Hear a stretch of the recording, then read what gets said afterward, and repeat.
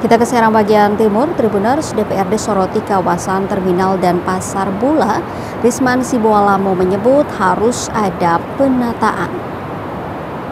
Ketua Dewan Perwakilan Rakyat Daerah atau DPRD Serang bagian timur atau SPT Maluku, Risman Sibualamo meminta pemerintah kabupaten mengaktifkan kembali terminal Gumumai dan pasar rakyat Kota Bula. Menurutnya, jika terminal dan pasar kembali diaktifkan, maka sudah tentu akan berdampak ekonomis baik kepada warga dan juga berkontribusi untuk pendapatan asli daerah atau PAD bila diaktifkan. Tak hanya pasar dan terminal, Risman turut mengomentari jalan rusak, trotoar hingga drainase yang kerap dikeluhkan masyarakat dan pengendara, terlebih saat musim hujan. Diketahui selain Ketua DPRD Risman Sibualamo, sejumlah anggota DPRD yang turut hadir, yakni Ketua Komisi 1 Abdul Aziz Yanlua, Ketua Komisi 3 Ismail Rumbalifar, dan anggota Komisi 2 Darwis Rumakei, serta Rudi Rumodar.